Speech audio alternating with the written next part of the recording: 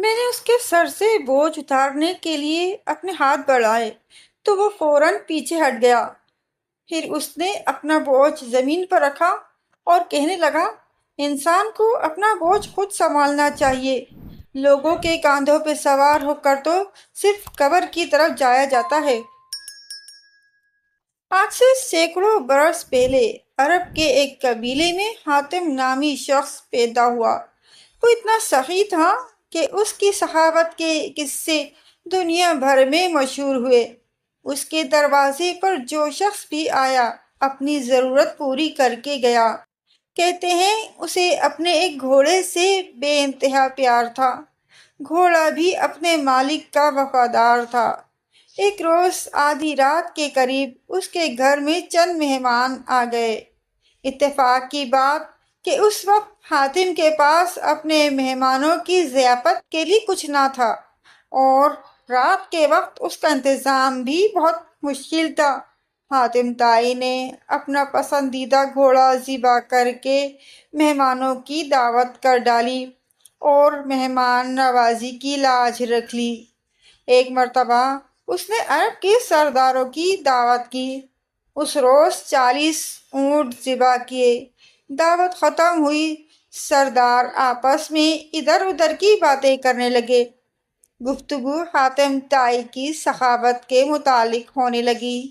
ایک سردار نے کہا، حاتم جیسا فراخ دل آج تک پیدا نہیں ہوا اور نہ ہوگا۔ کیوں نہ یہ سوال ہم حاتم سے کریں؟ ایک سردار نے کہا۔ چنانچہ حاتم سے پوچھا گیا کہ اس نے اپنے آپ سے زیادہ سخی اور عظیم انسان دیکھا یا سنا ہے؟ حاتم کافی دیر تک سر جھکا کر سوچتا رہا اور پھر مسکرا کر بولا، بہت زیادہ مال و دولت لٹانے کا نام سخاوت نہیں۔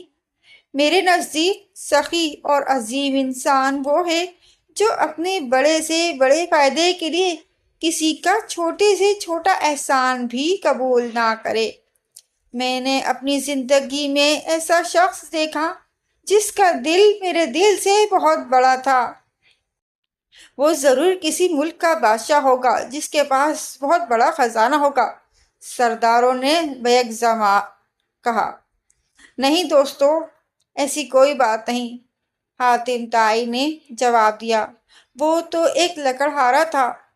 تمام سرداروں نے حیرت سے ایک دوسرے نے میزبان کو دیکھا تو حاتم نے کہا کہ ایک روز میں نے سارے شہر کی دعوت کی۔ مہمانوں کو کھلانے پلانے کے بعد میں جنگل کی طرف نکل گیا۔ وہاں میں نے ایک بوڑھے شخص کو دیکھا۔ اس نے اپنے سر پر لکڑیوں کا ایک بھاری گٹھر اٹھا رکھا تھا جس کے بوجھ سے اس کی کمر جھکی جا رہی تھی۔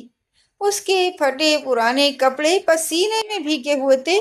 میں نے ترس کھا کر اس کی مدد کرنے کا فیصلہ کیا اور کہا، بابا جی، میں آپ سے چند باتیں کرنا چاہتا ہوں۔ یہ کہہ کر میں نے اس کے سر سے بوجھ اتارنے کے لیے اپنا ہاتھ آگے بڑھایا تو وہ فوراً پیچھے ہٹ گیا۔ پھر اس نے اپنا بوجھ زمین پر رکھا اور کہنے لگا، انسان کو اپنا بوجھ خود سنبھالنا چاہیے۔ لوگوں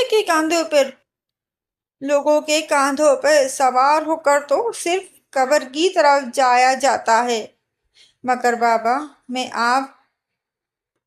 بابا جی، آپ اس عمر میں اتنی محنت کیوں کر رہے ہیں؟ تو پھر مجھے کیا کرنا چاہیے؟ اس غیرت مند لکڑہارے نے مسکراتے ہوئے پوچھا۔ آپ کے شہر میں حاتم طائی رہتا ہے۔ وہ سینکڑوں انسانوں کو ہر روز کھانا کھلاتا ہے۔ آپ اس کے دروازے پر کیوں نہیں جاتے؟ یہ سن کر لکڑہارے نے گھور کر مجھے دیکھا اور بڑی بے نیازی سے کہا، حاتم کے 2 ہاتھ ہیں، خدا نے مجھے بھی 2 ہاتھ عطا فرمائے ہیں۔ کتنی شرم کی بات ہے کہ میں اس کی کمائی ہوئی روٹی کھاؤں۔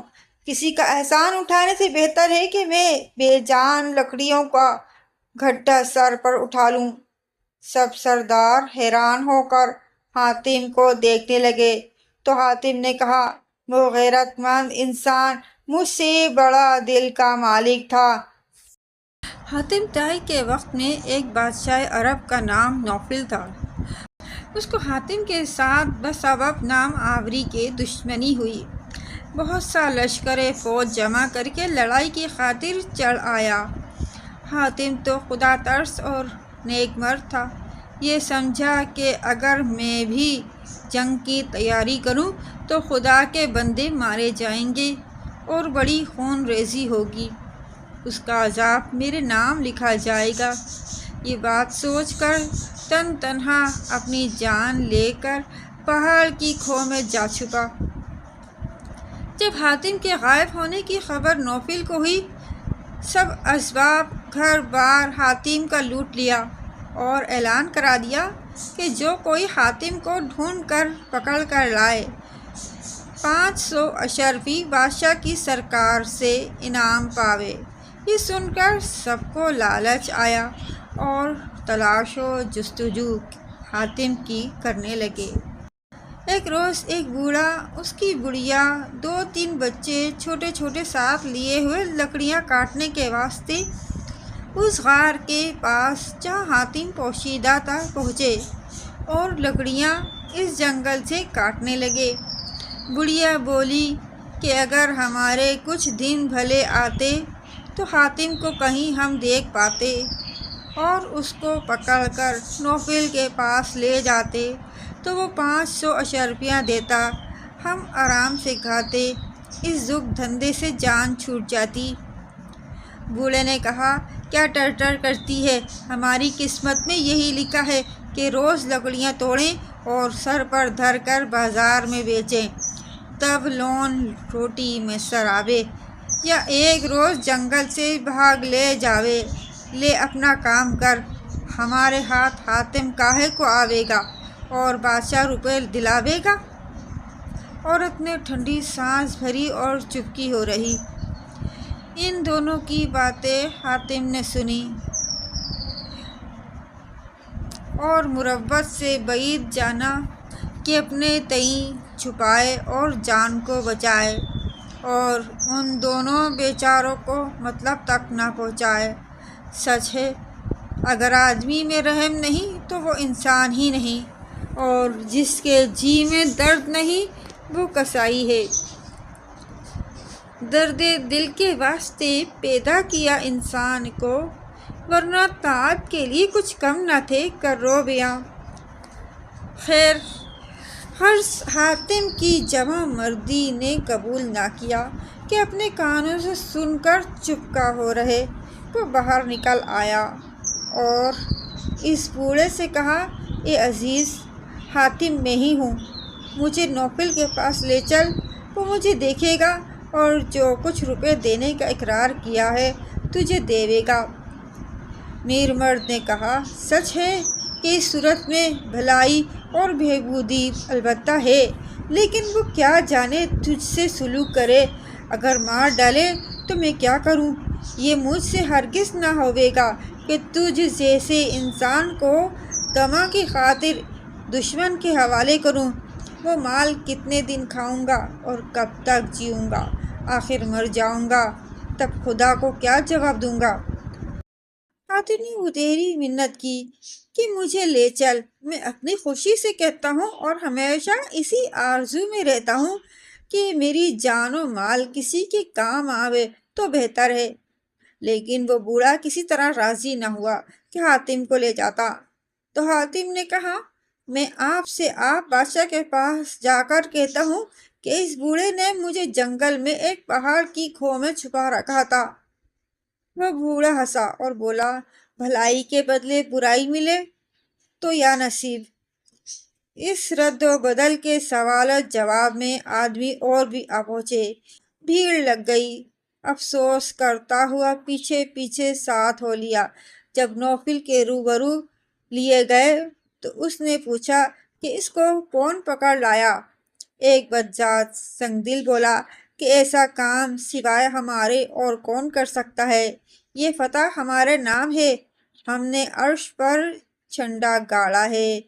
ایک لن ترانی والا ڈینگ مارنے لگا کہ میں نے کئی دن دوڑ دھوپ کر کے جنگل سے پکڑا ہے، میری محنت پر نظر کیجیے اور جو اقرار ہے سو دیجیے۔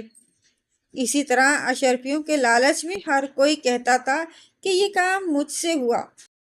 وہ بوڑھا چپکا ایک کونے میں لگا ہوا سب کی شیخیاں سن رہا تھا اور حاتم کی خاطر روتا تھا۔ جب اپنی اپنی دلاوری اور مردانگی سب کہہ چکے، تب حاتم نے بادشاہ سے کہا، اگر سچ بات پوچھو تو یہ ہے کہ وہ بوڑھا جو الگ سب سے کھڑا ہے مجھ کو لایا ہے۔ اگر قیافہ پہچانتے ہو تو دریافت کرو اور میرے پکڑنے کی خاطر جو قبول کیا ہے پورا کرو کہ ساری ڈیل میں زبان حلال ہے۔ مرد کو چاہیے جو کہے سو کرے، نہیں تو جیب حیوان کو بھی اللہ نے دی ہے، پھر حیوان اور انسان میں کیا تفاوت ہے؟ نوفل نے اس لڑکھڑے بوڑھے کو پاس بلا کر پوچھا کہ سچ کیا ہے، اصل کیا ہے؟ حاتم کو کون پکڑ لایا ہے؟ اس بیچارے نے سر سے پاؤں تک جو گزرا تھا راست کہہ سنایا اور کہا، حاتم میری خاطر آپ سے آپ چلا آیا ہے۔ نوفل یہ ہمت حاتم کی سن کر متعجب ہوا کہ واہ رے تیری سخاوت، اپنی جان کا بھی خطرہ نہ کیا۔ جتنے جھوٹے دعوے حاتم کو پکڑ لانے کے کرتے تھے، حکم ہوا کہ ان کی ٹنڈیاں کس کر 500 اشرفیوں کے بدلے 500 جوتیاں ان کے سر پر لگاؤ کہ ان کی جان نکل پڑے۔ تڑ تڑ جوتیاں پڑنے لگیں اور ایک دم سر ان کے گنجے ہو گئے۔ سچ ہے، جھوٹ بولنا ایسا ہی گناہ ہے کہ کوئی گناہ اس تک نہیں پہنچتا۔ خدا سب کو اس بلا سے محفوظ رکھے اور جھوٹ بولنے والے کا چسکا نہ دے۔ بہت آدمی جھوٹ موٹ بکے جاتے ہیں لیکن آزمائش کے وقت سزا پاتے ہیں۔